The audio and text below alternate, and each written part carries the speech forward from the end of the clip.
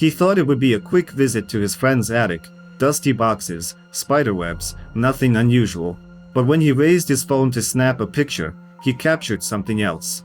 At first glance, it's just a doorway, a shadowed frame leading into a cluttered room filled with forgotten furniture. But when you look closer, in the upper left corner of the doorway, there's something.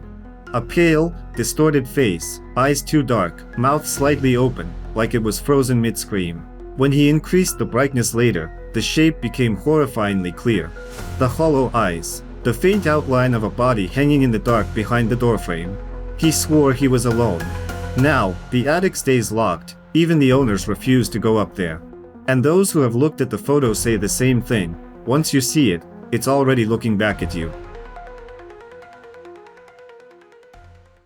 The Waverly Hills Sanatorium in Kentucky opened in 1910, meant to bring hope to tuberculosis patients. Instead, it became a house of death. Over 8,000 souls perished inside, victims of an illness that devoured lungs and sanity. In those days, the only cure was sunlight and air. Most never made it out alive. One nurse, Mary Lee, is said to have caught the disease herself, though others whisper a darker tale. They say she became pregnant by a doctor, and when the secret spread, she was found hanging from the chandelier of room 502. Decades later, a photographer captured her. A pale woman in a nurse's gown, face blank, hands clasped as if praying for forgiveness, drifting through the hallways that once echoed with coughing and screams. Those who visit claim to hear her voice calling softly, "I didn't mean to. I didn't mean to." And if you follow the sound, it always leads to room 502.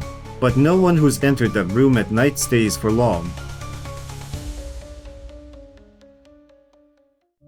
Simon Barker found an old family photo from 1930, his uncle and the family nanny standing proudly by a wooden shed. But in the shadows behind them, another figure is there. A man, tall, faceless, his clothes too dark, his outline too sharp to be a trick of the light. The nanny, deeply religious, never spoke of it. She hid the photograph for decades. Years later, when the old house was torn down, construction workers discovered something buried under the foundation, a human skeleton, curled up in the dirt right beneath where the photo had been taken. Some say it was the man from the picture. Others believe it was something that used to be a man. In 1963, Reverend K. F. Lord captured this now infamous photograph in Newby Church, North Yorkshire. He was documenting the interior of his parish when his camera froze for a moment, a mechanical delay, or something unseen. When the film was developed, the result shocked everyone. Standing beside the altar was a figure in a hooded robe, its face stretched and blurred, the mouth open wide like it was silently screaming. Skeptics claimed it was a double exposure, but experts examined it frame by frame and confirmed this was one single shot. The church was empty that day, and yet the photo remains. An open mouth, a hollow stare. The Reverend never returned to that church after dusk again. In 1995, Tony Orhilly captured what should have been impossible, a girl standing calmly amid the roaring flames that consumed Shropshire's old administrative building. The inferno was so intense that firefighters couldn't even approach the structure, yet in Tony's photo, a small child stands near the center, her dress untouched, her face expressionless, her gaze locked directly at the camera. Locals were horrified. The girl looked exactly like Jane Churm, a child blamed for accidentally setting fire to her home in 1677. According to legend, her spirit still wanders the area, forever seeking forgiveness. Experts analyzed the photo, even the Royal Photographic Society. No manipulation, no editing, no double exposure. Still, skeptics called it a hoax. But tell that to the firefighters who refused to go near the ruins again, because they swore they saw a child silhouette watching them from the smoke. A quiet suburban night. A sleeping baby, and a camera meant to bring peace of mind, until it didn't. When the parents reviewed the footage, they froze. On the screen, hovering near the crib, was a faint white shape, humanoid, shifting, watching. It leaned over their child, its head bending at an unnatural angle, as if whispering into the baby's ear. "I told my wife it had to be a glitch," the father said. But then it turned its head and looked straight at the camera. The video is gone now. They deleted it the next morning, But the wife says she still hears breathing through the baby monitor, even when it's unplugged. At the Eagles Club in the US, a group of friends gathered for drinks, laughter, and music, a harmless evening. Later, one of them snapped a quick picture. Days later, while showing it to a friend, the woman holding the phone stopped mid-sentence. Behind her, a figure stood in the background. Gray skin, hollow eyes, mouth stretched into something between a smile and a snarl. "I didn't see anyone behind me," she said. But everyone else in the photo insisted the same thing. No one was standing there. Locals now call it the guest.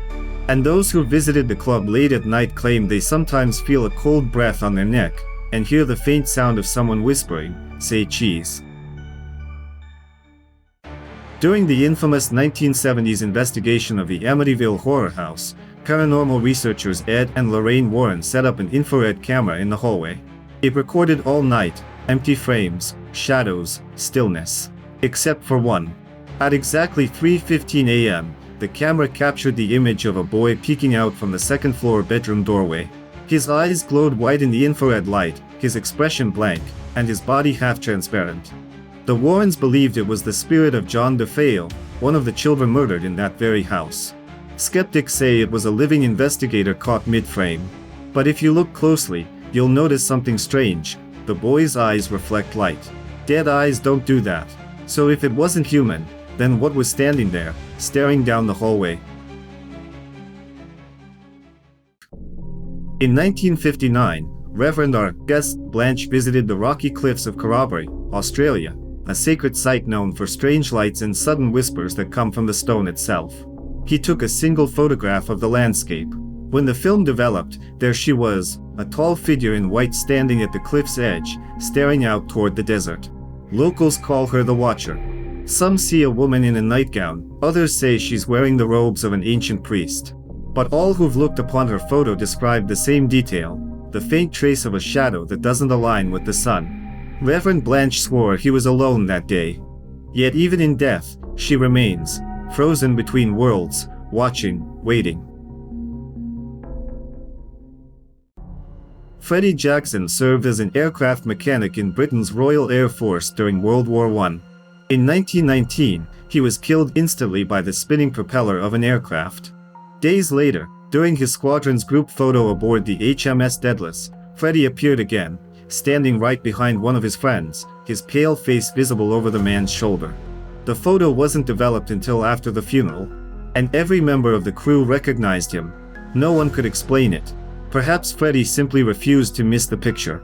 Or maybe, the dead don't always realize they've died. When the image resurfaced in 1975, long after the war, it sent chills through everyone who saw it. Because the eyes in that photo, they weren't empty. They looked alive. And they were still looking straight at the camera.